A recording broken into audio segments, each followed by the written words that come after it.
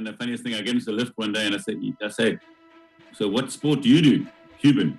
He says, no, I do high jump. I said, how good are you?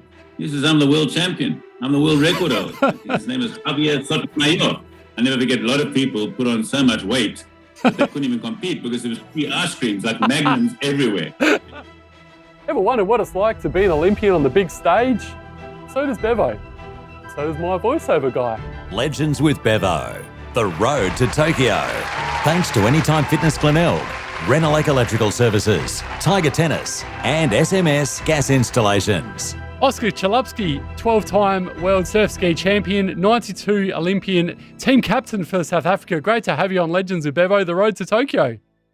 Thanks, Bevo. Nice to be here. I mean, it's I'm a little bit far away from you and probably 8 hours difference, but it still feels like we're in the same room. You are looking like you're in a beautiful place there. Speaking off air, it's your brother's place in Durban, because you're normally in Portugal, but you're sort of with the COVID situation, just in Durban at the moment. Is that correct? That's correct. Yeah, I'm staying at my brother's place, who's in a gated community of Mount Edgecombe, which has got 2 golf courses, and 200 meters up the road is Pony Dam, where I did a lot of my training for my World Championship races. So it's a really lovely spot, and Durban is like Brisbane sort of weather. It's always warm and hot all through the year, so it's a great spot. So we're going to talk about your Olympic experience, Oscar. We were speaking off air.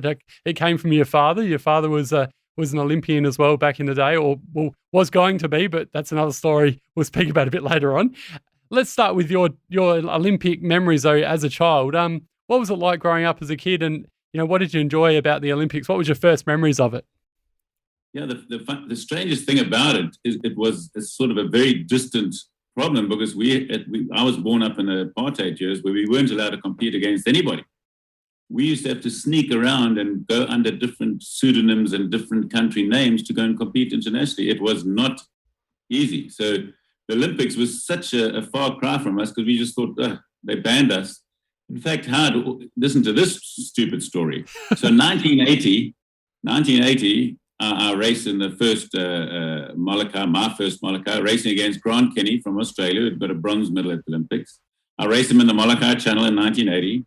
I managed to beat him, thank you very much. And I beat him another 7 times. So I won 7 years in a row. Now listen to the funny thing.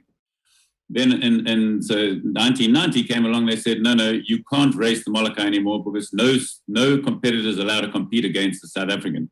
Meantime, I got a German passport, but they would say, so if you train in South Africa, you're not allowed to compete. So they banned me. So I was banned from the Molokai after 7 years in a row, winning that race, and Grant coming second or third. And they banned me. So then I took up golf. That's how I went to golf. Can you believe the whole thing? I said, I'm bugger this paddling. I went to golf. And then all of a sudden, so our first memory was never. They were Clint Robinson, a very famous Australian, and obviously Nathan Bagg. They were all competing. I couldn't compete. No matter what I tried, we couldn't compete. We were never allowed to compete against the rest of the world. So I never went to Junior World Championships. So Olympics was a very far cry, and I knew the problems with this happened, and I was in some way fortunate. As my dad, who's a German national, and he said that he had to give up his German nationality to compete for South Africa, and he was the top paddler in South Africa, so he would have gone to the Olympics. And thank goodness he gave up his citizenship after we were born. That way, we've got German citizenship, and we could have gone to compete against for Germany. The strangest thing is he can't get his German passport back ever, and all his children, his 4 children, all got German passports. That's extraordinary. So, yeah, and then I went in 1986. I went to Germany. I thought, okay, let me try this Olympic Games lark. And in 1986, I went to Germany and started racing and competing in Germany with the future to try and make the German national team, which I could do. And I had quite a bit of success, but it was just I was on my own training there in Munich on an Olympic training course, and it was tough. I didn't really enjoy it, and so I just canned it after a year and came back to South Africa. Then when Nelson Mandela was released, suddenly the Olympics came into our scope and our vision to say, okay, well, this is some goal to go for. And again, we were competing, like sneaking around all over the world, So we're doing the marathon and the Surfskis and things, but nothing with Olympics. And then suddenly they said, hey, I think we can go to the Olympics. Nelson Mandela has been released after 27 years in prison at Robben Island, and we've got a chance to go to the Olympics. And our sport happened to be had the most transformation, because obviously the previously disadvantaged didn't have much chance. So suddenly, within basically a year and a half of Nelson being released, we were going to go to the Olympics in 1992 in Barcelona. What an incredible story. And I guess qualifying for the Olympics, what did it take, Oscar? Because it must have been an extraordinary feeling to know that you qualified for your first Olympics in Barcelona. Yeah, and the qualifying was also a nightmare. You couldn't believe, because we didn't have to go through any of, like nowadays, you have to qualify to get your boats. And there they said, okay, South Africa's first time in, you've qualified, you can have 6 paddlers. And at the Olympic trial, I'll never forget, in Roodeplaat Dam, which is high altitude in Pretoria, one of the young guys trying to make the Olympic team had a heart attack and died at the Olympic qualifying. So you can imagine what a shock that is. You just think, oh, this is just bliss. We qualifying for the Olympics, we're training for the Olympics, we really going all out, and then you have your close friend who pushing himself to the limit, and that's what happens when you go to the Olympics. And he died on the dam, and I was giving him CPR because I'm a lifesaver, as you know, and he didn't make it. So that was a big damper, but again, you have to look past that and say, okay, let's go. And it was a tough call, because we had a very big team that year, because it was the first time, and they allowed us, and it was nice. They sort of just nominated me as the captain, because I was sort of the most well-known Olympic sportsman in the field. I mean, we had lots of cricketers that were really famous, Clive Rice and these guys, but they weren't in the Olympic discipline. So, and in that team, we had Zola Budd, a lot of people know, the barefoot runner, and Alana Meyer, and we had Wayne Ferreira, the tennis player. So it was a really mixed bag of people, and everybody was so excited once we knew we were going to the Olympics. But again, it wasn't enough time. So it really, it was one of those things that we trained like you cannot believe, like you have to. I mean, you're winning by a few seconds, but the time, I mean, most people are training for, or their whole life is around going to the Olympics, where our life wasn't about going to, there was no chance.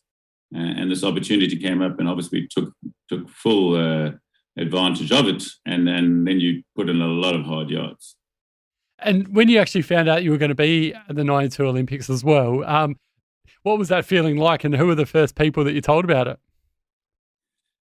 Yeah, it's obviously you always tell your family and my wife and everything, but because it's a big sacrifice, and I'll never forget, I was the only guy living in Durban, and the rest were in Johannesburg. So we basically I had to go and live in Johannesburg, which is 600 kilometers north of Durban, and go and train there with the squad all week. And then my wife and then my young Luke, who was just 2 years old, 1 year old, he had to stay. They had to stay at home while I went training flat out to try and get better and better and try and achieve something in the Olympics. And again, we had no idea how well we were going to do either.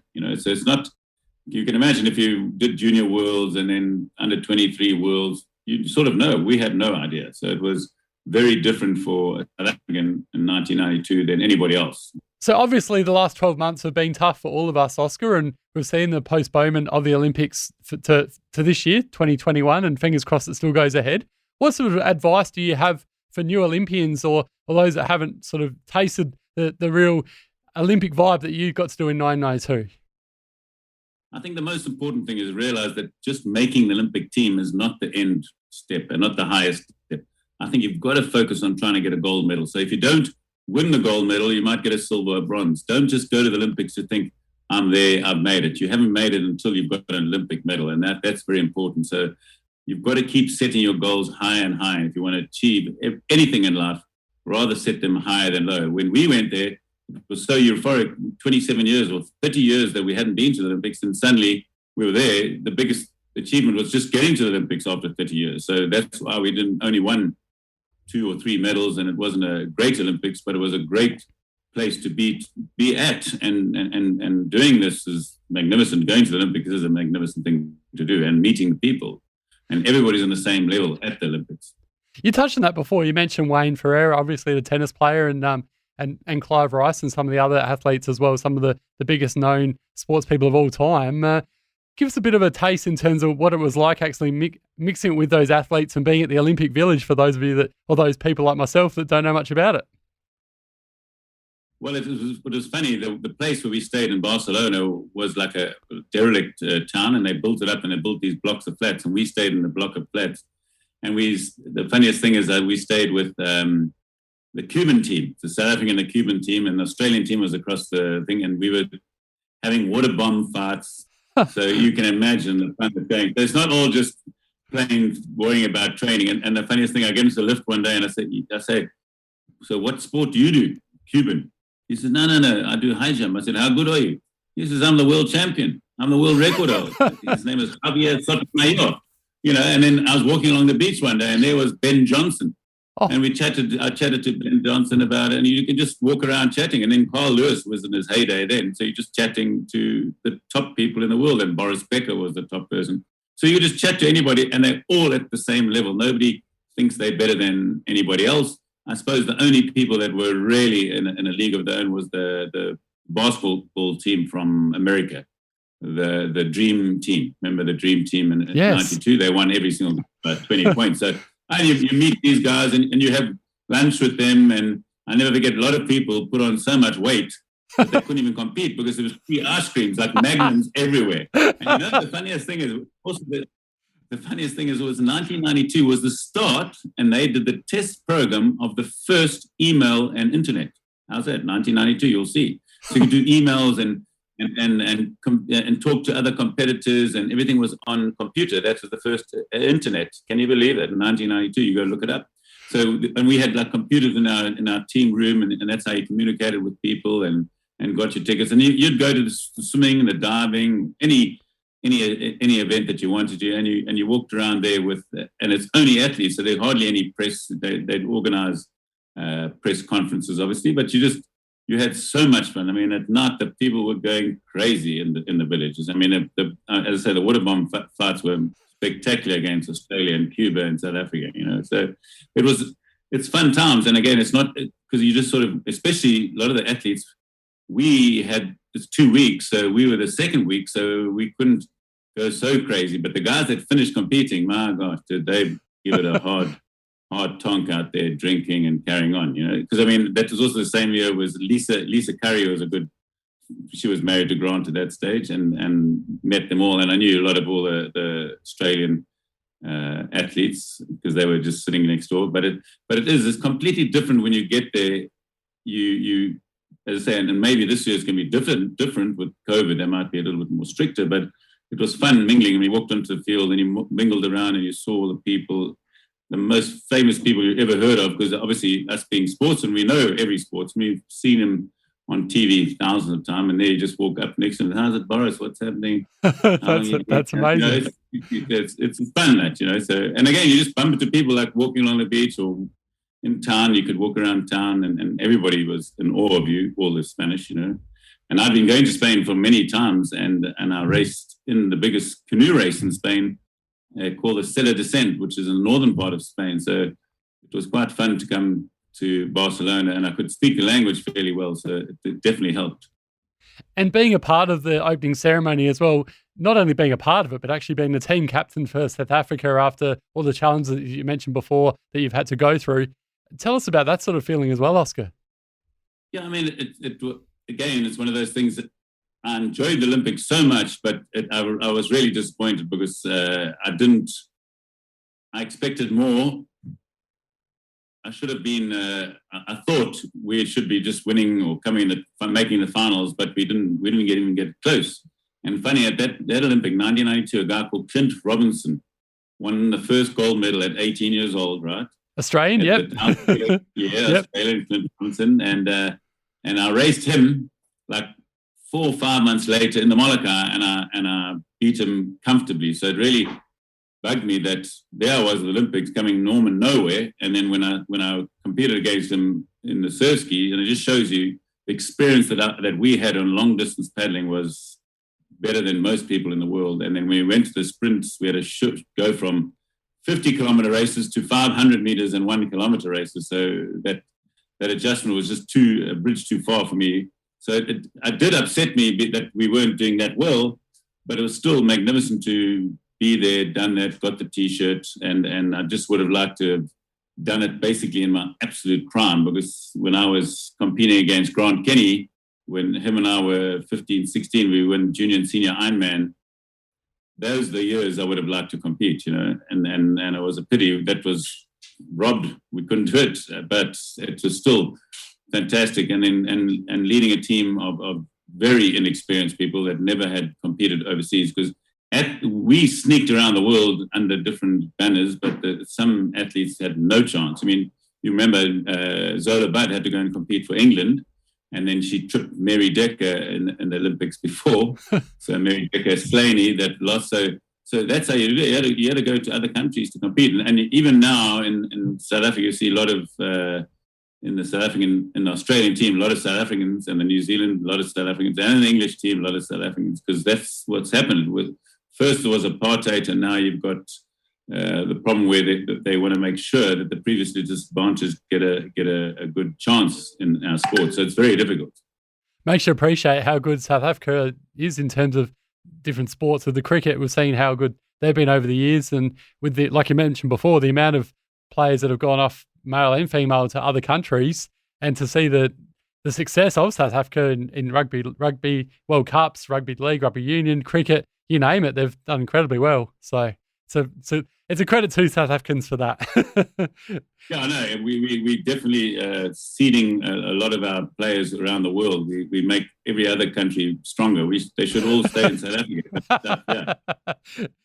And what about the actual atmosphere as well of competing in your first Olympics in 1902? Obviously, it's a while ago now, but no, it's amazing because in our sport you never competed in big crowds. I mean, when we raced, it was always a little like the family and friends used to all watch races. There was nothing, and then you get to Costa de Fels, which is the sort of Olympic regatta course just outside Barcelona, and you've got 10,000 people watching you and screaming. It's amazing. So it's like from nobody, then you've got thousands of people screaming, and you can imagine that tension puts extra pressure on you, that you realize, I'm not just doing it in front of my family and friends. I've got the whole world watching on TV, and I've got the whole live audience there. So it does. A lot of people freeze, and a lot of people actually do better.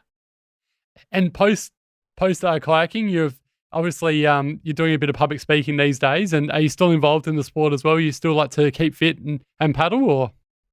Yes, I'm going flat out still, and now when I get back to Portugal, I'll start training. We got the World Championships for Surfski on the 1st to the 7th of July, and I'll start training hard because I don't know how hard I can train. And as you know, I got diagnosed with cancer a year ago, bone marrow cancer.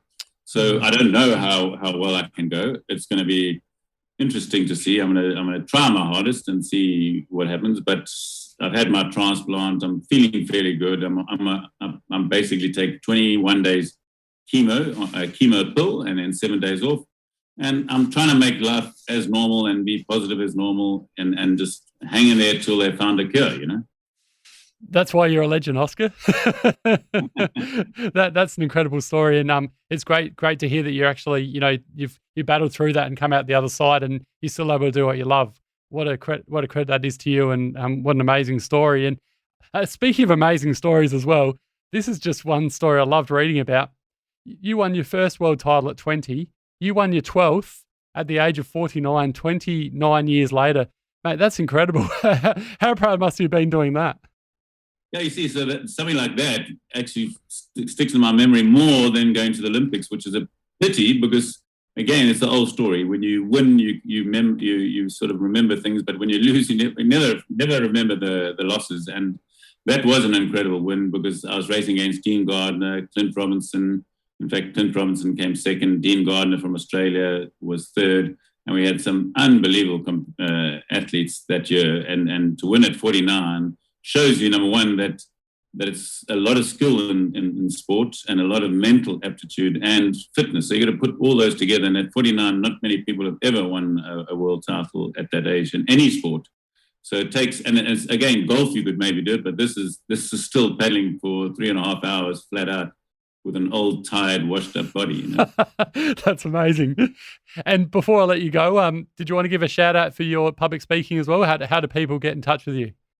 Yeah, I've got coachchalupsky.com as a website that I use, and I'm set up to do Zoom chats and live, and I enjoy public speaking because my whole thing is to try and help people, and the only way you can do is to get an audience and see what I've gone through and succeeded, and hopefully help other people do the same thing. And in fact, I'm writing a book, and it's written by a very famous ghostwriting by a guy called Graham Spence, who wrote the book called Elephant Whisperer, and we're making a book of my life, but it's going to be a sort of self-help after every chapter. And you can imagine how long I've been competing. I made my first senior national team at age 14, and I won my last race at age 55, a World Cup race in Guadeloupe at age 55, and the next guy who came second was 25, and I beat him about 3 minutes over 50K.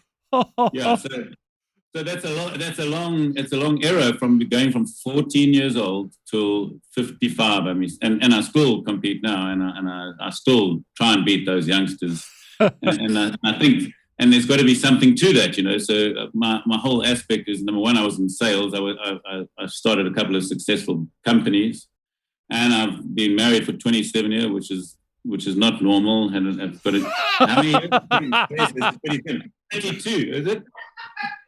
My wife's laughing at that. It's 32. We've been together 38 years. Oh, wow. 38 years, yeah. So, I mean, so that's the whole thing, is to balance your life between sport, which I was flat out 6-7 hours a day. Business, you've got to keep that going, because when your sport's finished, you're in trouble. Then your family relationship, and then I got given a curveball of, okay, now you must just fight cancer, just to put that cherry on the top. You know, so it's the four aspects in life that you've got to keep. And I was very healthy at 49. Believe me, you have to be quite healthy to beat the best in the world, especially at Clint Robinson, as you guys know, and Nathan Bagley's of this world. So it is hopefully the book, and we're going full steam ahead. It should be out in about 2.5 months. We're working on what the title is, from beach bum to maybe from beach bum to entrepreneur or whatever, you know, because I was spent all my life on that beach. Well, you're one inspirational man, Oscar Chalupsky. Thanks so much for joining us on Legends of Bevo, The Road to Tokyo. Definitely have to get you on in a few months' time to plug your new book, and I can't wait to have a read of that. Thanks once again.